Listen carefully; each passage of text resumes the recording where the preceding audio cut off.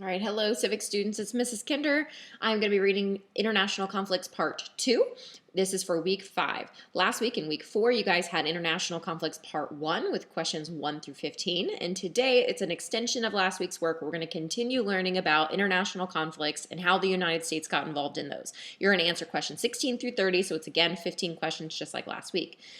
Please make sure right now that you guys grab a pen or a pencil, grab notebook paper so you can answer all the questions as we go through the lesson. This is going to save you a lot of time and heartache or energy, everything. If you just get your paper now, that way you can answer the questions the whole time we go through the video. So pause the video now, go grab your notebook paper, grab your pen, and here we go. We're starting off with the Cuban Missile Crisis in 1962. So after the Bay of Pigs invasion, Castro, he was the dictator back in Cuba, he strengthened his ties with the communist Soviet Union. Soviet leader Nikita Khrushchev sent nuclear warheads to Cuba to be installed on missiles that could be fired at the United States. In October of 1962, American spy planes discovered that Cubans were secretly building bases for these nuclear missiles, only 90 miles from Florida. The discovery triggered the Cuban Missile Crisis, the closest the world has come to nuclear war. So before I move on, guys, think about this. American spy planes fly over the country of Cuba, the little island right off the coast of Florida. When they fly over, they see that all of these new missiles are being in these bases are being installed. And the Soviet Union, what most of you guys now think of as Russia, the Soviet Union was sending nuclear warheads to Cuba to be installed and aimed at the United States. This definitely sends off some alarm bells to the American government, and this is what is going to lead to the Cuban Missile Crisis. Next paragraph. First, President Kennedy established a naval blockade of Cuba. This method of deterrence was meant to prevent further missiles from reaching the island. President Kennedy also threatened military action, but diplomacy or negotiation was used instead. The Soviets proposed removing their missiles from Cuba in exchange for the U.S. pledge not to invade the island nation. The Soviets also called for the United States to dismantle U.S. missiles bases in the country of Turkey, which were aimed at the Soviet Union. So really quickly, guys, the point is, first we started a naval blockade. We set up these Navy ships that would block any ships from the Soviet Union coming into Cuba because we knew that they were carrying these missiles and these nuclear warheads. So we're stopping them from coming in. That was using deterrence as one of our methods.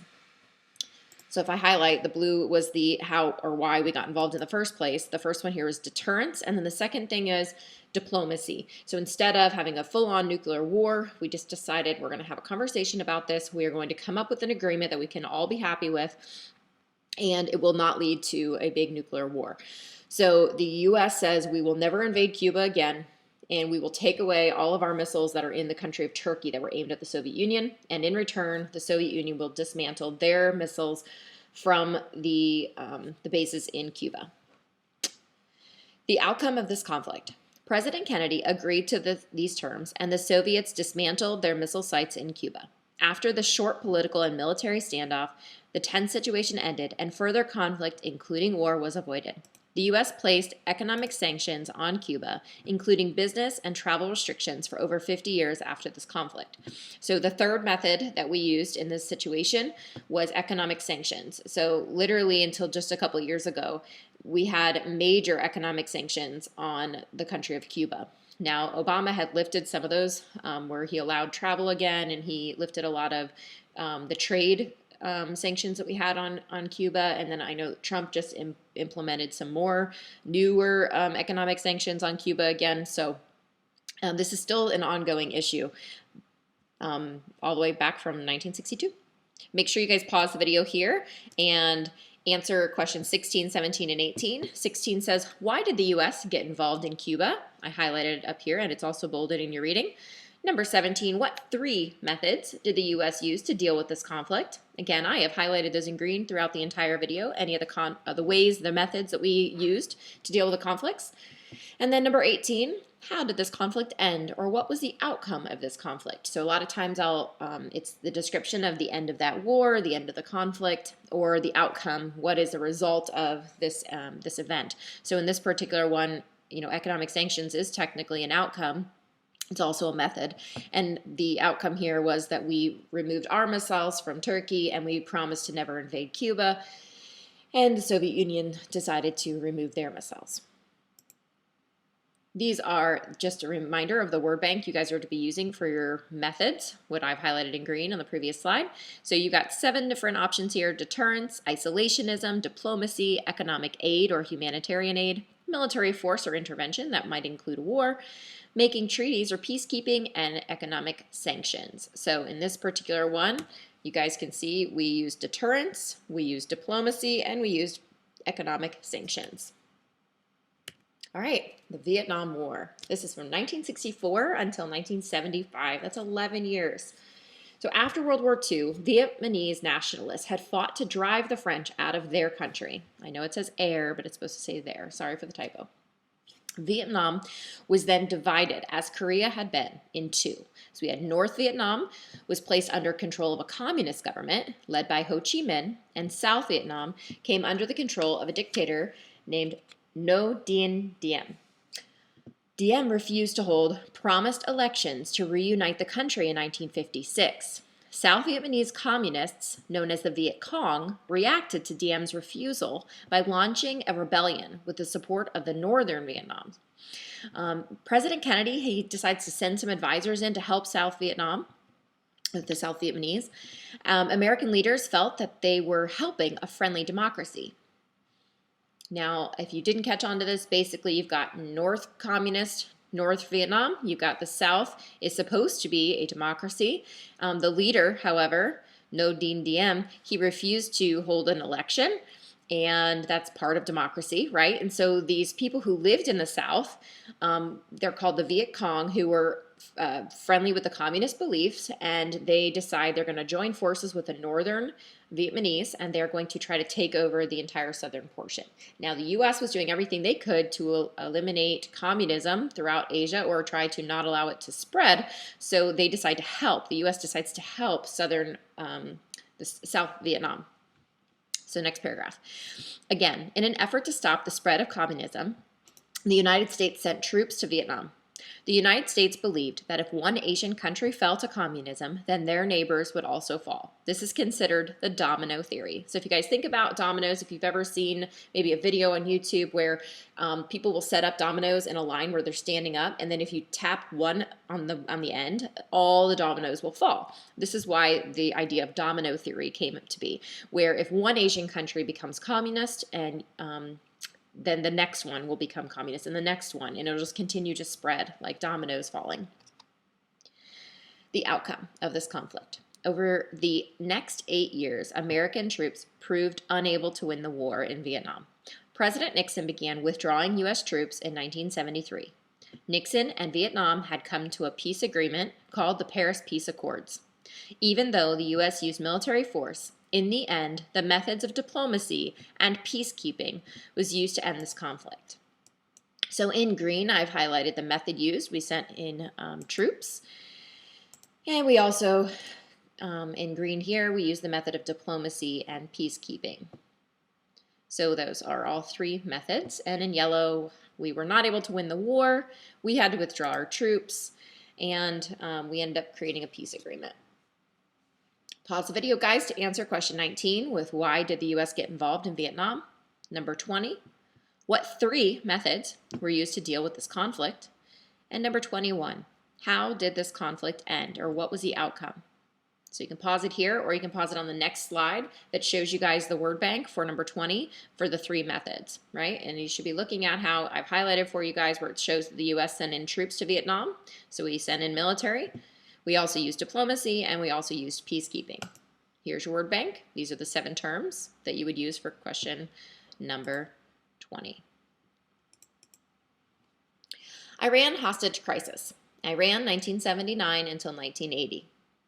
In 1979, popular demonstrations overthrew the Shah of Iran, one of America's strongest supporters in the Middle East.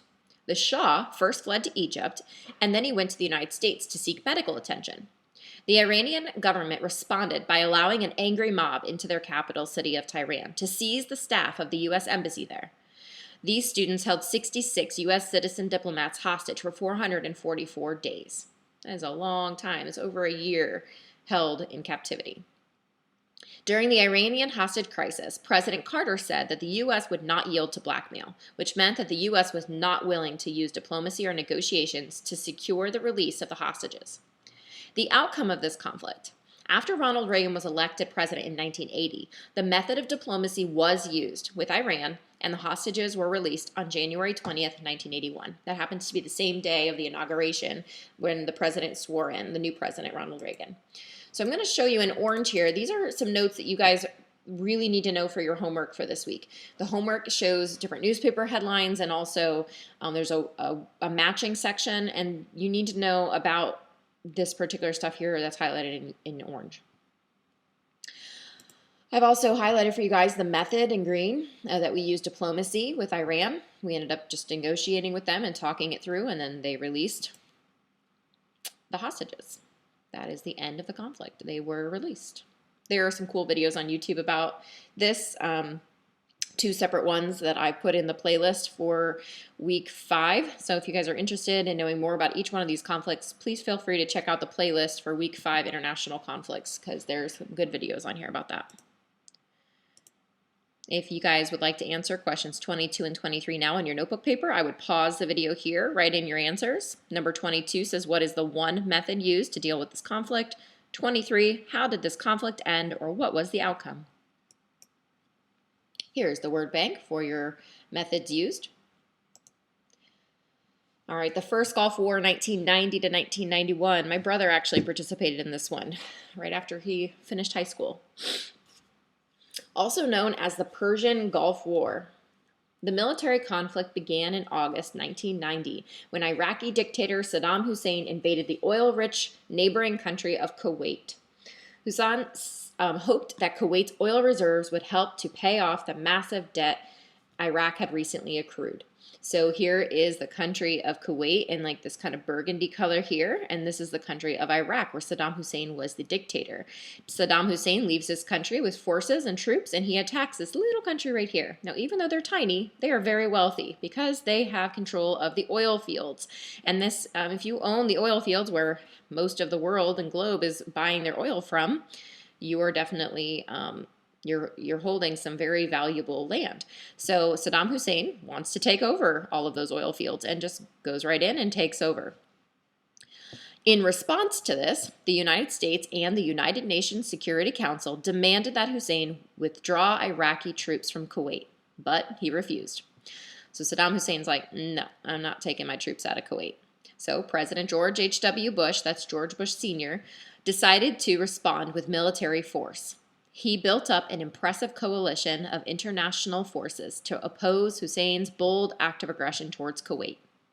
Over the course of 6 weeks in January and February of 1991, a United States-led coalition of 34 nations began an intensive bombing campaign against Iraq locations, culminating with a 4-day ground campaign against Iraqi forces known as Operation Desert Storm. Desert Storm is what my brother participated in when he was 18 years old. The outcome of this conflict. Iraqi forces were quickly defeated and retreated to Iraq. Hussein signed a ceasefire agreement and he released Kuwait. After the war, Iraq was required to submit to inspections to ensure that it possessed no chemical or other weapons of mass destruction. So in green, you'll notice again, I've shown you that we responded with the method of military force or military intervention. That is the one method that we used, and then that would be for 24, and then 25, how did this conflict end, or what was the outcome? Look in yellow at the outcome in this video, or in this conflict. Now, the second part here that I didn't highlight, this kind of comes in, it becomes important later when we go into the second Gulf War, because we were leery that Saddam Hussein did come into weapons of mass destruction, and that he was using chemical weapons against his people, and that is why we end up getting involved in the second Gulf War, which Saddam Hussein signed here saying that he was not going to have those types of weapons or use those types of weapons all the way back in the 90s. And we'll find out 10 years later, he did not stick to his end of the bargain. All right, terrorism attack, September 11th, 2001. I would hope that this is something familiar to you.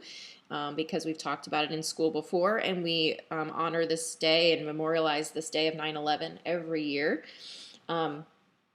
This is where we were attacked here in the United States.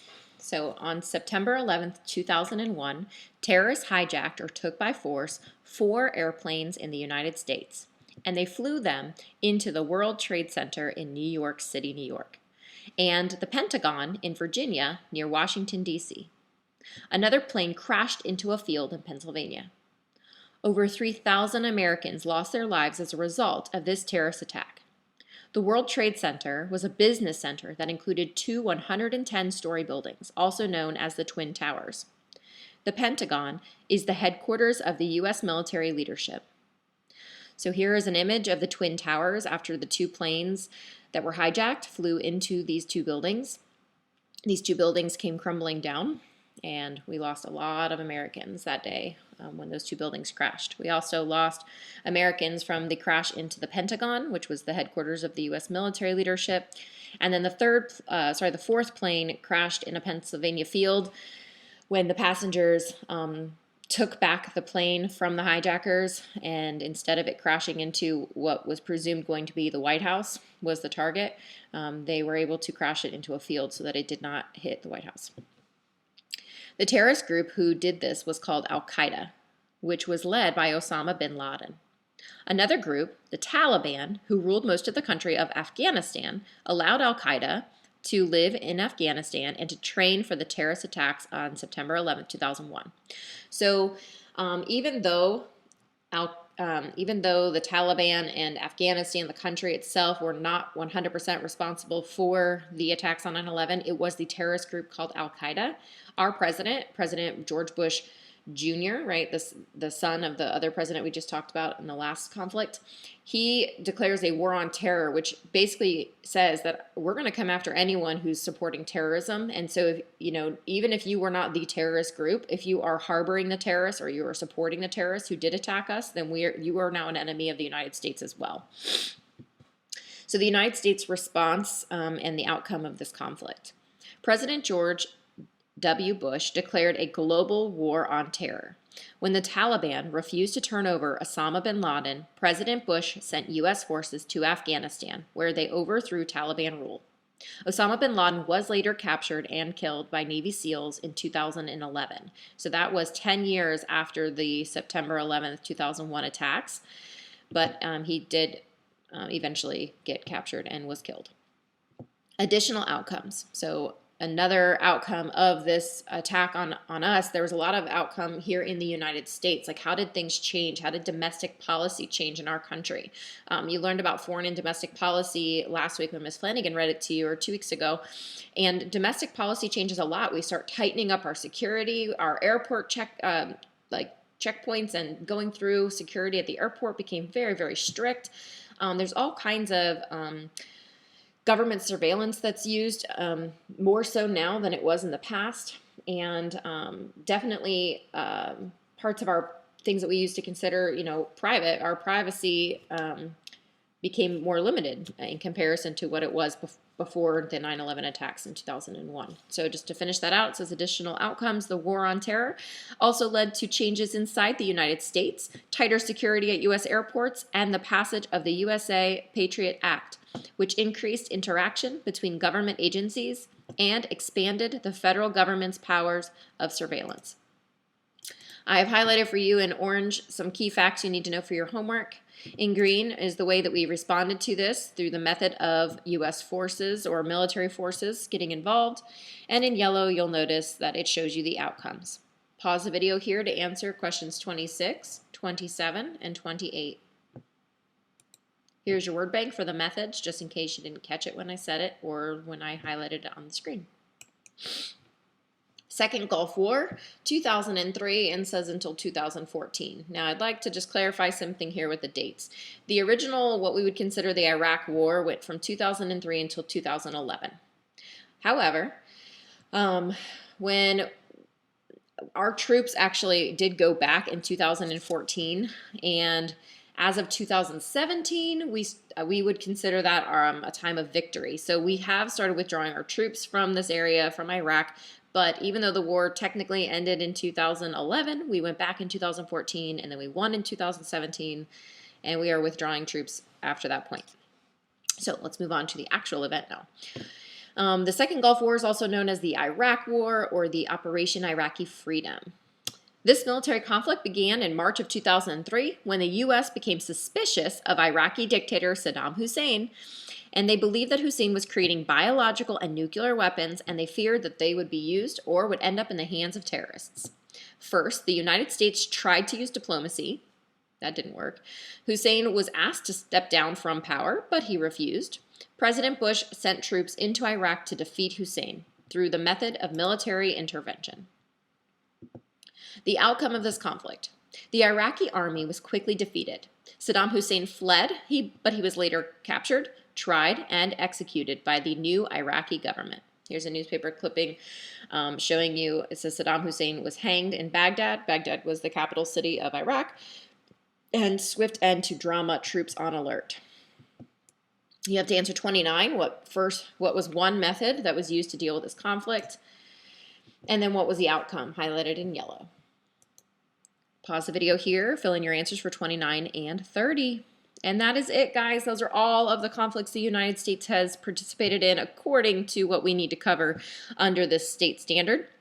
Of course, we have participated in other conflicts around the globe, but these are the ones that are considered very impactful or important under the Florida state standards. So please refer back to the video or refer back to the reading when you're doing your homework assignment. Also watch the video on the homework because I went over every single newspaper headline. I went over all of the matching vocabulary and definitions. So that might be helpful to those of you who learn better that way. I really highly suggest it. And before you submit your work to at least watch through the videos. All right, you guys have an awesome day. Thanks so much. Bye.